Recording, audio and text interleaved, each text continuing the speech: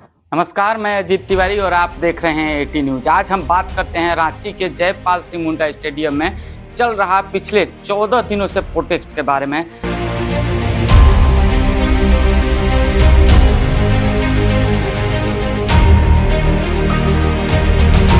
जहां पे देवेंद्र नाथ महतो और उनके साथी कई लोग भूख हड़ताल पे बैठे हुए हैं। देवेंद्र नाथ महतो तो पिछले 10 दिनों से पानी तक नहीं पी रहे थे, लेकिन सोनम वांगचुक से फोन कॉल पे बात होने के बाद उन्होंने पानी पीना चालू कर दिया है, लेकिन फिर भी अभी भी उनका भूख हड़ताल जारी है। तो इस पे बात करेंगे कि आखिरकार छात्रों की मांग क्या है और जो कल नेहा बोरा के साथ में वहां पे हुआ है और जो नैरेटिव फैलाया जा रहा है नेहा बोरा को लेकर के, इसके बारे में बात करते हैं।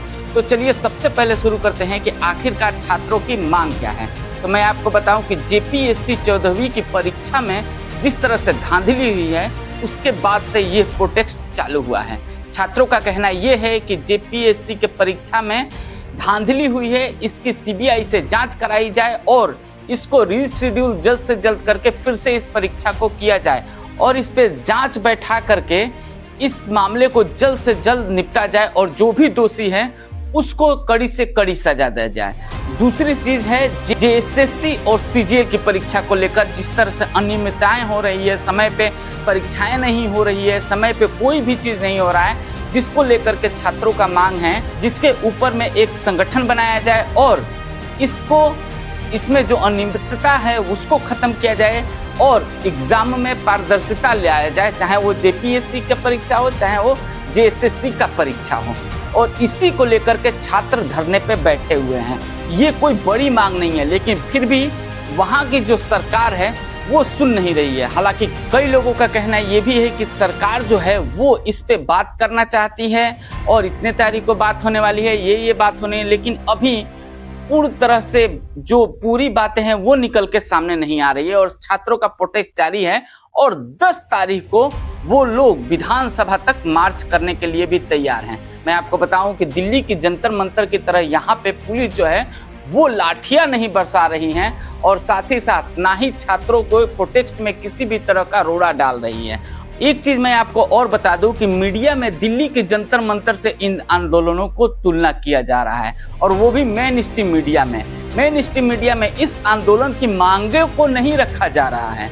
मेन स्ट्रीम मीडिया में कहा यह जा रहा है कि यहाँ पे किस तरह से छात्र आराम से प्रदर्शन कर रहे हैं, तो वहीं पे जो दिल्ली के जंतर मंतर पे जो छात्र थे वो उपद्रवी थे, वहाँ पे असामाजिक तत्वें मिली हुई थी उनके साथ में, उनकी फंडिंग कहीं और देशों से आ रही थी कुछ और इसमें मुद्दे को भटकाने में लगे हैं। साथ ही साथ मैं ओपोजिशन के लीडर राहुल गांधी से भी ये मांग रखूंगा कि वो कम से कम इन छात्रों के यहाँ जा करके इनसे मिले, इनकी मांगों को सुने और मांग को जितना हो सके जल्दी से जल्दी पूरा करें, क्योंकि झारखंड में यही सरकार के साथ में मिले हुए हैं और इनके साथ ही गठबंधन करके झारखंड सरकार चल रही है, तो इनको बात करना चाहिए। हालांकि उन्होंने एक वीडियो रिलीज करी थी और उन्होंने साफ साफ तौर से ये कहा था कि कहीं ना कहीं पूरे भारत में जो एजुकेशन सिस्टम है वो कोलैप्स हो चुका है और मेरा जो है इसी कोलैप्स को सही करने के लिए हर जगह मैं सभाएं कर रहा हूं और मेरी सभाएं इलाहाबाद में भी है।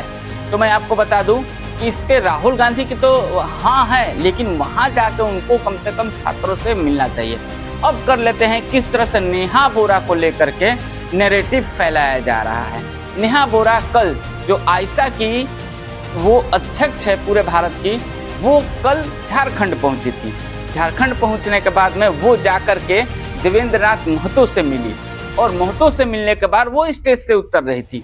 तो ये अब नैरेटिव फैलाया जा रहा है कि उनको स्टेज से खदेड़ा जा रहा है, हटाया जा रहा है और उनको ये जो छात्र हैं वो नहीं चाहते हैं कि वो हमारे प्रोटेस्ट में शामिल हो। साथ ही साथ उन्होंने ये भी कहा था कि हम 7 तारीख को आएंगे तो विधानसभा का घेराव करेंगे और ये प्रोटेस्ट सिर्फ आयशा के छात्र ही करेंगे। इसमें उन्होंने साफ साफ तौर से कहा था कि जो छात्र आंदोलन पे बैठे हुए हैं, जो उनके साथ हमें नहीं करना है आंदोलन, हमें अलग से आयशा के स्टूडेंट के साथ में जो है विधानसभा का घेराव करना है।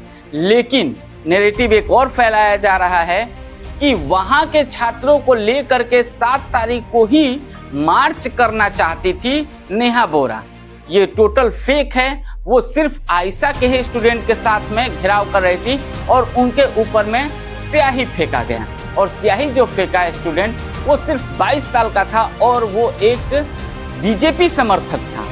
जब उसने स्याही फेंका उसके बाद वो जय श्री राम के नारे लगाने लगा, मुर्दाबाद के नारे लगाने लगा और एक तरह से कहे तो इस प्रोटेस्ट में जो पीसफुल प्रोटेस्ट विधानसभा तक जा रहा था, मार्च जा रहा था, उस मार्च को अनियमितताएं लाने के लिए, वहां उस मार्च को बिगाड़ने के लिए केवल जाकर उनके ऊपर में स्याही फेंका।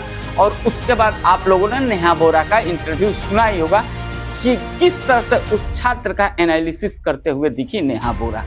तो ये था रिपोर्ट पूरा। उम्मीद है आपको पसंद आया होगा। तो वीडियो को लाइक करिएगा, चैनल पर नए हैं तो सब्सक्राइब जरूर करिएगा। मिलेगा अगले वीडियो में।